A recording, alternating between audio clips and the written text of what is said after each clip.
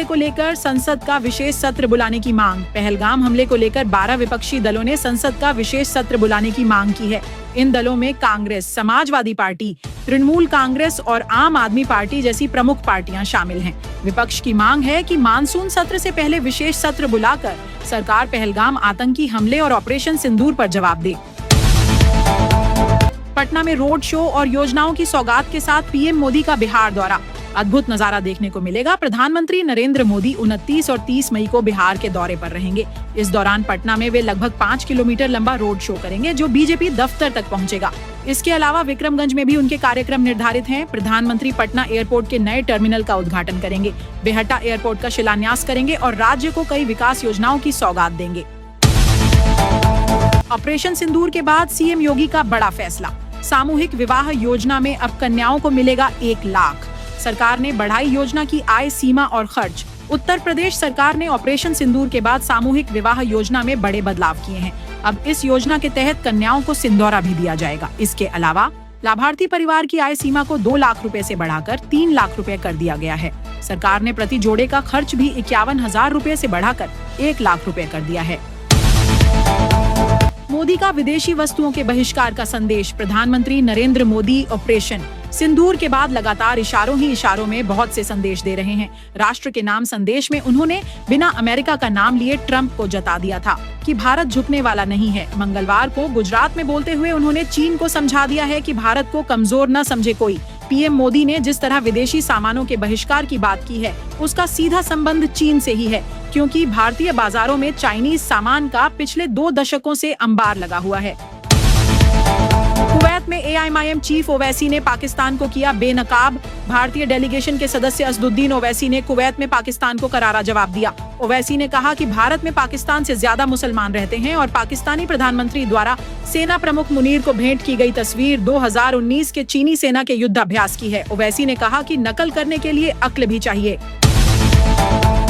उत्तर प्रदेश में पुलिस ने अलग अलग जिलों में 7 मुठभेड़ों के बाद 11 बदमाशों को गिरफ्तार किया है। हापुड़ में 4 बदमाश पकड़े गए, जिनमें से एक गोली लगने से घायल हुआ।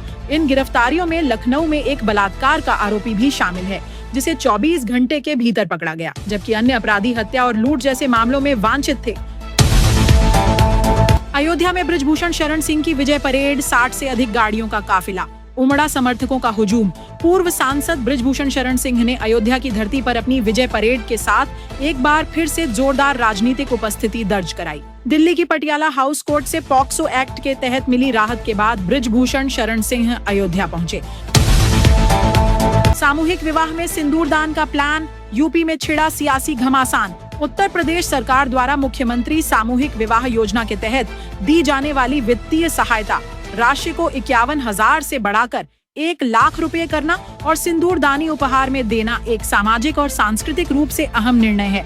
विपक्षी दलों का कहना है कि सिंदूरदानी को योजना में शामिल कर भाजपा सरकार हिंदू प्रतीकों के सहारे राजनीति कर रही है।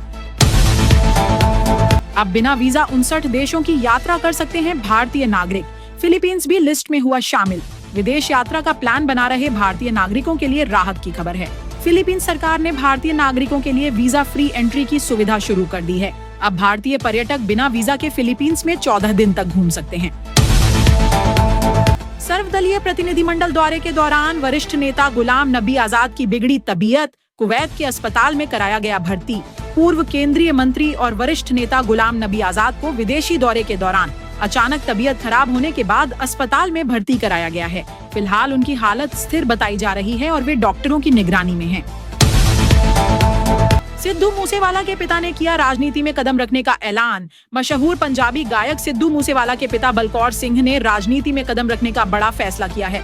उन्होंने साफ कहा है कि वे 2027 के पंजाब विधानसभा चुनाव में मानसा सीट से चुनाव लड़ेंगे।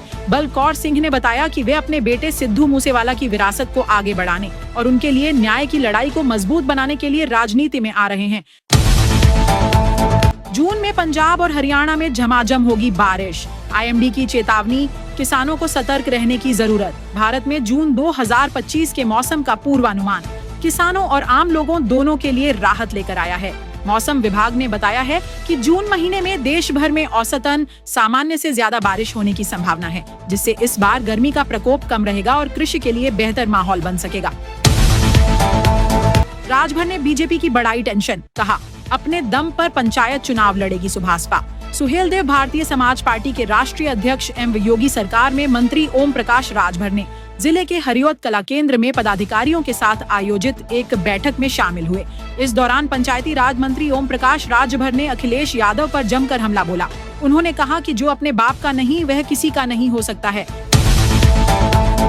बांके बिहार मंदिर ट्रस्ट के गठन पर भड़के अखिलेश बोले, मंदिरों को सरकारी भ्रष्टाचार से बचाया जाए।